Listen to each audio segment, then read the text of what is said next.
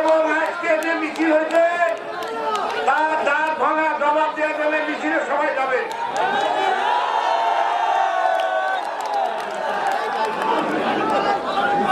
Slogan দিয়ে না আপনারা, এই শুনেন, স্লোগান দিলে তো হবে না, স্লোগান দিলে হয় না, স্লোগান দিলেন না, কেউ স্লোগান দিলে নাই যায়, কেউ স্লোগান দিও না, কেউ স্লোগান দিও না, কেউ স্লোগান। আসসালামু আলাইকুম, থামেন, আসসালামু আলাইকুম। আউযু বিল্লাহি মিনাশ শাইতানির রাজিম, বিসমিল্লাহির রহমানির রহিম।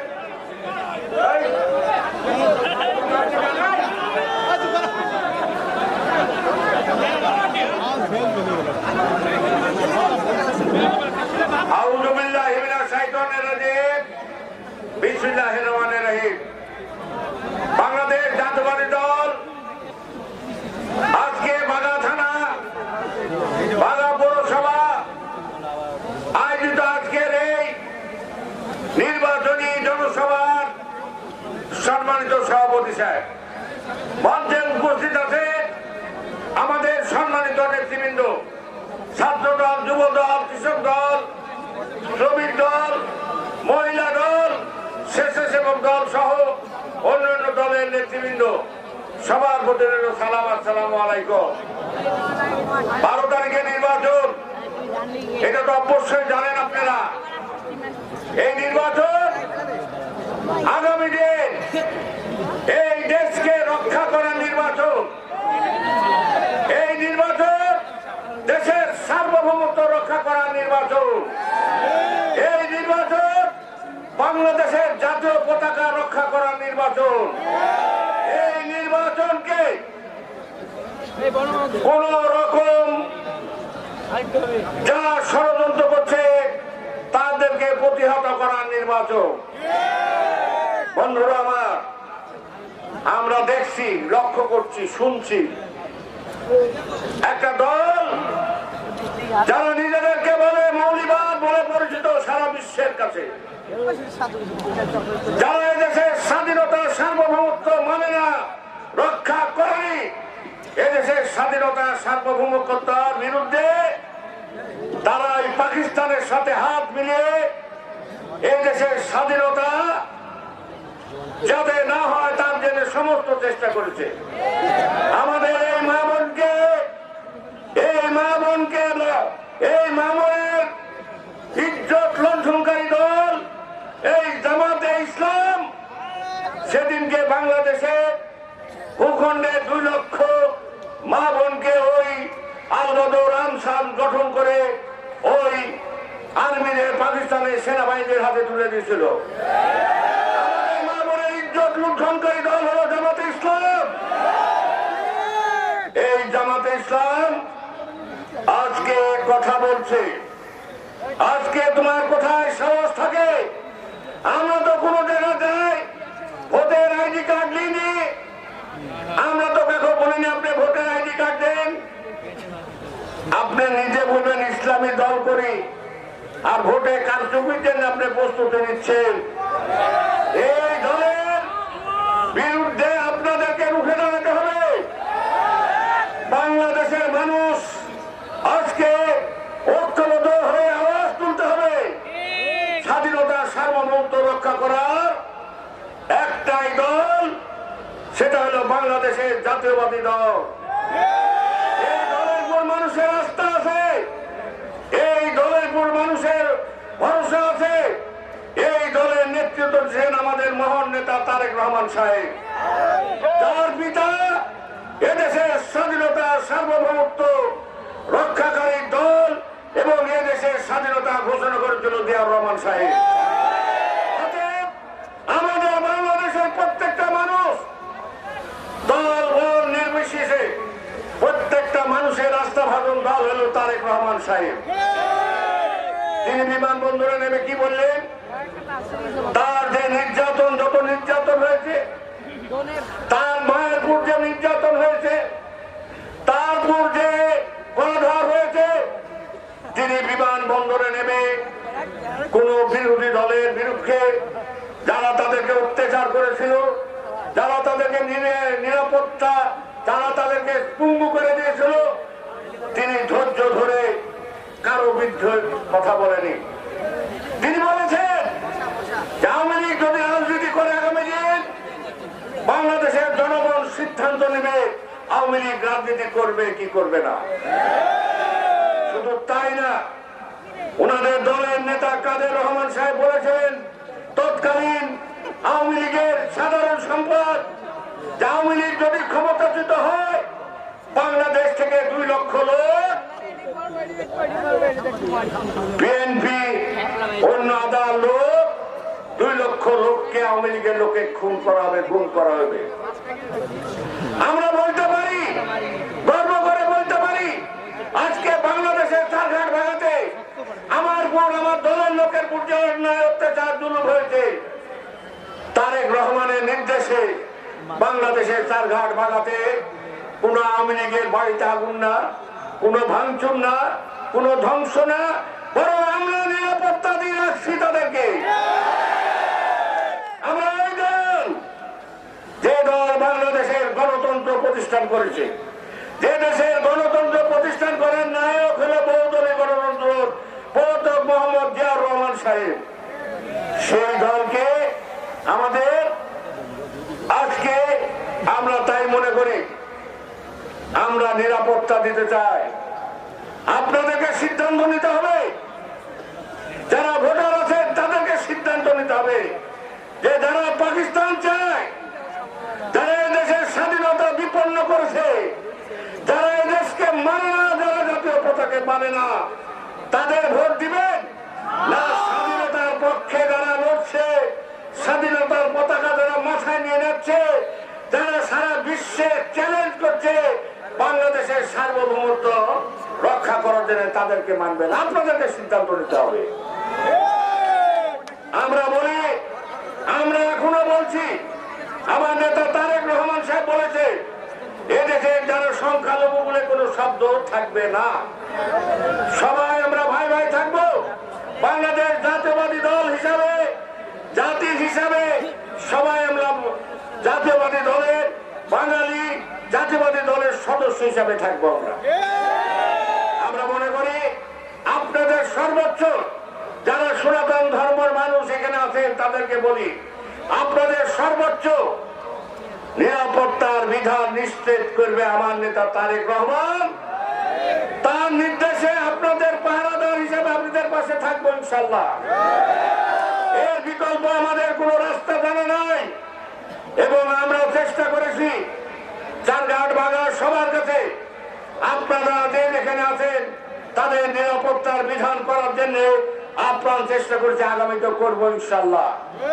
কোন চাঁদাবাজির স্থান এখানে হবে না। তারেক রহমান বারবার বলেছে কোন চাঁদাবাজি, লুটপাটকারী তাদের ব্যবস্থা করা হবে, দল থেকে তাদেরকে ছাঁটাই করা হবে। আমি বললাম মানুষ, আমার ওই ভাড়া ঢাকার বাড়ি করার স্বপ্ন নাই, আমার অট্টালিকার দরকার নাই। আমার বাপ একটা কৃষক ছিল, তারই সন্তান আমি এখনো জমি চাষ করে খাই। অতএব কোন চাঁদাবাজির টাকা খাতে হবে, চাঁদ চেয়ারম্যানে কেটে হবে না, টাকা খাতে হবে এটা হবে না, কোন ব্যবসায়ীর কাছে অবৈধভাবে টাকা নেবে এটা হবে না। এটার বিরুদ্ধে আমার আগে থেকে দেহাত, অতীতেও দেহাত, আগেও দেহাত।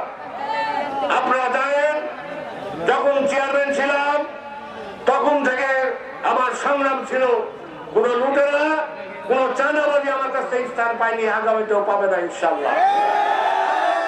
থাকেন, এগুলা কন্ট্রোল করার দায়িত্ব আমার। আপনারা সাথে থাকলে যত বড় বাস্তা নয় আমি কন্ট্রোল করবো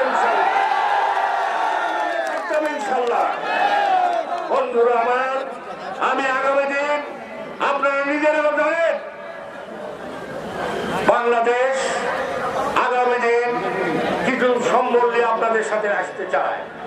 আপনারা জানেন বাংলাদেশে ভারত থেকে আসা প্রায় আমাদের চারঘাট ভাগার 60-70,000 মানুষ তারা ভূমিহীন, তারা জমি থাকিয়ে অবস্থা, তাদের রেজিস্ট্রেশন হয়নি। আমি আমার নেতা কবির হোসেন এদেশের কিছু রেজিস্ট্রেশন করেছে।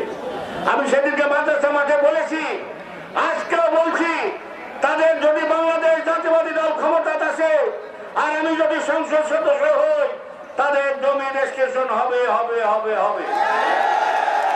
এর বিকল্প কিছু আমার জানা নাই। আপনারা আজকে স্বপ্ন দেখে, স্বপ্ন অনেকে দেখেছে, আমরা স্বপ্ন দেখাতে বিশ্বাস না।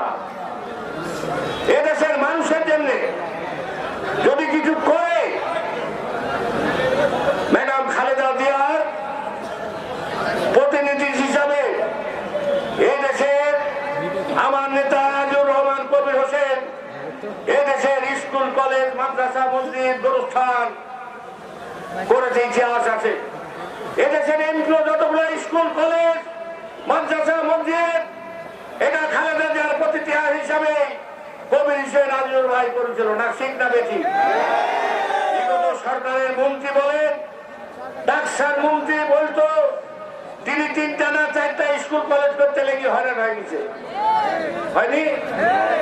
বেশি করেছে? আমাদের থেকে বেশি করেছে? বিএনপি কাজ করার বিশ্বাসী। বিএনপি বিশ্বাস করে আগামী দিন কি কি করবে। আমরা কি কি করবো আপনারা জানেন তো? জানেন ইতিমধ্যে ফ্যামিলি কার্ড আমরা করতে চাই এবং আমরা করবো ইনশাল্লাহ। এই ফ্যামিলি কার্ডে প্রত্যেকটা মেয়ে গার্জিয়ান 2,000 থেকে 2,500 টাকা পাবে। ওই বাচ্চারা স্কুলে যারা যায়, প্রাইমারি হাই স্কুলে, তাদের পুষ্টিকর খাদ্য সহ টিফিন দেওয়া হবে। আর আমাদের মা বোনেরা যখন হাইওয়ে কলেজে পড়ছে, এখন তাদের এমএ পর্যন্ত পড়ার সমস্ত খরচ আমাদের সরকার তারেক রহমান সাহেব যদি আগামী দিন আসে বহন করবে। এমএ পাস পর্যন্ত কোনো খরচ লাগবে না। আমরা কি করছি? আমাদের 1 লক্ষ স্বাস্থ্যকর্মী নিয়োজিত আছে। 1 লক্ষ স্বাস্থ্যকর্মী আগামী দিন নিয়োগ দেওয়া হবে, তার 80% মহিলা থাকবে। ওই আমার মা বোন, এইসব মা বোনের কাছে তাদের নাম্বার থাকবে, মোবাইল নাম্বার। যখন টেলিফোন করবে ওনারা আসবে, ওনারা এসে তাদের রক্ত পরীক্ষা করবে, অসুস্থ হলে ডায়াবেটিস পরীক্ষা করবে, ফ্যামিলি কার্ডের ব্যবস্থা করবে। তারা ফ্যামিলি কার্ড বলছে, তাদেরকে ডায়াবেটিস সহ অন্যান্য ব্যবস্থা করবে। আর এই অ্যাম্বুলেন্স পৌরসভাতে একটা অ্যাম্বুলেন্স থাকবে, প্রত্যেকটা ইউনিয়ন পরিষদে করে একটা করে অ্যাম্বুলেন্স থাকবে। এইসব মা বোন বা আপনারা যারা অসুস্থ হয়ে যাবেন, বিনা পয়সায় তাদের চিকিৎসার ব্যবস্থা করার জন্য রাজশাহী পাঠাতে হলে রাজশাহী, ঢাকা পাঠাতে হলে ঢাকা পাঠানোর ব্যবস্থা করা হবে। কৃষকদের জন্য কৃষি কার্ডের ব্যবস্থা করা হয়েছে। এই কৃষি কার্ডে ন্যায্য মূল্যে সার, বীজ, ওষুধ সহ তাদের কৃষি পণ্য বিক্রি করার ব্যবস্থা করা হয়েছে। এবং আবহাওয়া বার্তা, কখন জমিতে পানি দিতে হবে, কখন আকাশে বৃষ্টি হবে, কখন জমির ছাদ দেওয়া হবে, সেই আবহাওয়া বার্তা ওই কৃষকের মোবাইলে, যারা কৃষক, যারা কার্ডধারী কৃষক, তাদের মোবাইলে সবসময় আপডাউন হবে। এই কাজগুলা তারেক রহমান করতে চায়। আমার দেশের এক ব্যবসায়িক আছে, আমি বিদেশে আম পাঠায়, চিনেন? বলেন নাম কি?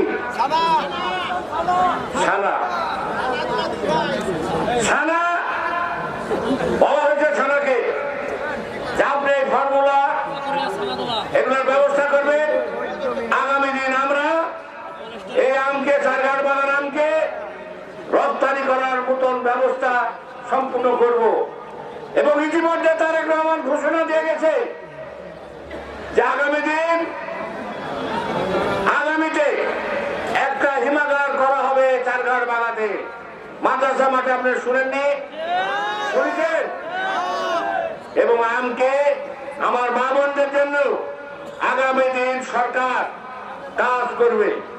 আগামী দিন 2% 3% লোনে সুদ, যে সুদটা সাধারণ মানুষ গেলে 16% দেয়, মা বোনরা যদি মনে করে কুটির শিল্প করব, আচারের ফ্যাক্টরি করব, জুস ফ্যাক্টরি করব, তাদেরকে সর্বত্র সাহায্য সহযোগিতা করবে। নদী ভাঙন একটা আমাদের অভিশাপ। এবার আমি চরে কয়েকবার গেছি, শাহপুর থেকে, শাহপুর, ঈশ্বরপুর, গোপালপুর, মিরগঞ্জ, বাঁকুড়িয়া সহ এই চকরাজাপুর একটা ইউনিয়ন বাংলাদেশ থেকে বিচ্ছিন্ন হয়ে গেছে। আমি সেদিনকে চরে ক্যাম্পিং করতে যাই, আমি শিলমারিতে চলে গেছিলাম। প্রত্যেকটা অনেক ভোটার ওখানে বাস করছে, তাদেরকে এই দেশে আনতে হবে। এবং চকরাজাপুর ব্রিজ, এখান থেকে এই ব্রিজ এই ইলেকশনের জন্য বন্ধ আছে, এই ব্রিজটা ইনশাল্লাহ হবে চকরাজাপুর ব্রিজ, এবং ওখানে পার করা হবে, নদীর ধারে পর্যটন কেন্দ্র করা হবে, চকরাজাপুর পার করা হবে। যদি বাংলাদেশ জাতীয়তাবাদী দল ক্ষমতা আসে, আমি অধম আপনাদের যদি সংসদ সদস্য হই, তাহলে এই কাজগুলা হবে। আর আমরা, আমার স্বপ্ন দীর্ঘদিনের স্বপ্ন, যখন থেকে চেয়ারম্যান ইলেকশন করেছি তখন থেকে আমার স্বপ্ন ছিল যে আমি একটা কৃষি বিশ্ববিদ্যালয় করতে চাই চারঘাট বাগান, কৃষি বিশ্ববিদ্যালয় করতে চাই চারঘাট বাগান। এবং সদস্য হিসাবে তারেক রহমান যখন চারঘাট বাগান প্রথম ঢুকে, তার সঙ্গী হিসাবে আমি ছিলাম তার গাড়ি। আমি বলেছিলাম, স্যার আমরা অবহেলা মানুষ, নদী ভাঙন এলাকার মানুষ, আমরা এই এলাকার একটা কৃষি বিশ্ববিদ্যালয় স্থাপন করে দিবে। কথা দিয়েছিল, সরকারের পরিবর্তনের কারণে হয়নি। দোয়া করে আগামীতে চারঘাট বাগান একটা কৃষি বিশ্ববিদ্যালয় স্থাপন হবে। আমি আপনাদেরকে আরো একটা কথা বলি, মাদক একটা বিষাক্ত প্রয়োজন, এই মাদককে রোধ করতে হবে, রোধ করতে হবে। এখন কিছু কথা বলে শুনেন। সরকারি এজেন্ট সাহেব, সরকারি প্রতিনিধি হিসাবে যারা আছেন মাঠে, কালকে জামাতে ইসলামদের মিছিল করে, মিছিল করার অবস্থায় ওই লালপুর থেকে লোক আসছিল। চারঘাট বাগান তো কোনো জামাতে ইসলাম নাই, আমি জানি।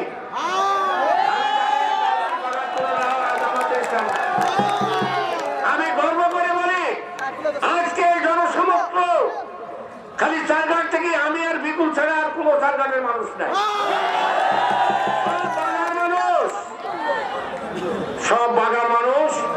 লালপুর থেকে মিছিল করার সময় তারা রাস্তা লাঠি বাইর করে মিছিল করে আমাদের লোককে পুরো আক্রমণ করতে চাচ্ছিল। আল্লাহ রাব্বুল আলামিন সাক্ষী, যদি এই ঘটনা ঘটতো তাহলে কি হতো? তাদের লোক ওই লালপুর, রাজশাহী, দুটাগাড়ি থেকে নিয়ে আসি মিছিল করে একটা, এটাই তাদের ক্রেডিট না? আমি মনে করি শফিউল্লাহ সাহেব, আপনি তো নিজে একটা অচল মানুষ, আপনি তো নিজে একটা অচল মানুষ। এর আগে ভোটে 3 বার ফেল করেছে।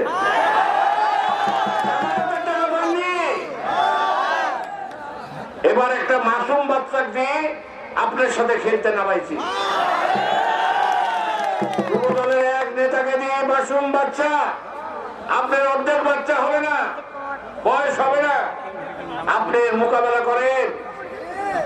আপনি বাংলাদেশের স্বপ্ন দেখেন, আর ইউটিউবে আপনি প্রতিদিন ধারাবাহিক ভাবে কি বলছে, কি করছে,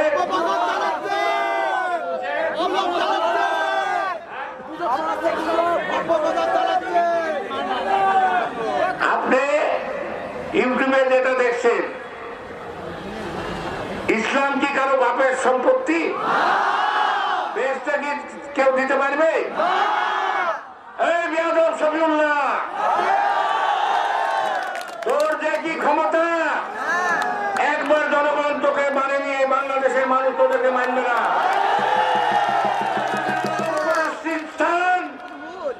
12 তারিখে রাত্রে বুঝতে পারবে কি অবস্থা হয় তোদের। জাহান্নামে যাওয়ার জন্য প্রস্তুত হ। তোদেরকে জাহান্নামে যেতে হবে ইনশাআল্লাহ। তোরা মনে করিস যে বাংলাদেশের মানুষ তোদেরকে ভোট দিবে, কারণ সেই যোগ্যতা তোদের নাই। এদেশের মানুষ তোদেরকে ঘৃণা করে। অতএব শফিউল্লাহ সাহেব আপনি আজান দিয়েছেন, বলেছেন কি বললেন? যে দেশের স্বাধীনতা ঘোষণা করেছে অলি আহমদ, বলেনি? অলি আহমদ কি বলল? যে জিয়াউর রহমান সাহেব এদেশের স্বাধীনতা সংগ্রাম করেছে এবং স্বাধীনতা ঘোষণা করেছে। আপনি যে মিথ্যাবাদী, আমাদের চরমোনার পীর সাহেব হাত পাখা, উনি ঘোষণা দিয়ে বলেছেন যে ইসলামকে ধ্বংস করার জন্য শয়তানের দরকার হবে না। ইসলামী যথেষ্ট ইসলামকে ধ্বংস করে। শয়তান ও জামাতের কাছে ফেল, শয়তান ও জামাতের কাছে ফেল। ইসলামকে ধ্বংস করার জন্য জামাতে ইসলামী যথেষ্ট। এখন নতুন কথা বলছেন, মা বোনদের কাছে বুঝাচ্ছেন, মা বোনকে শোনাচ্ছেন যে তোমার মরতে হবে না। আমার মা বোন বলছে হ্যাঁ মরতে হবে। তাহলে কি হবে? যে গজব হবে, যে সাজা হবে কবরে। অনেক মা বোন আবার শয়তান আছে, আমারও সাজা হবে না, আপনার হবে। অনেক আছে না মেয়েরা, ওরা আবার বলছে আমারই খালি গজব হবে না, আপনার হবে। সে বলছে না, আল্লাহ রাব্বুল আলামিন নাকি এখন বলছে, নতুন করে কথা আমরা শুনছি, আল্লাহ রাব্বুল আলামিন নাকি বলবে ফেরেশতাদেরকে পাঠায়, যখন মানুষ মারা যায়, আমি মারা গেলে আমাকে জিজ্ঞাসা করার জন্য ফেরেশতা আসবে। সে ফেরেশতা নাকি বলবে, আমাকে বলবে তোমার রবকে, তোমার দিনকে, এইসব কথা বলে না? ওরা বলছে যে না ভোট কাক দিয়েছো, সেই কথাটাকেও নাকি জিজ্ঞাসা। বর্তমান মারা গেলে বলবে। কত জালিম! এমনি তো চরমনের বিশ্বাস বলেনি যে শয়তানের দরকার হবে না। তাই কথা কম বলবো, আর কথা বলবো না, কারণ মিছিল করতে হবে একটা।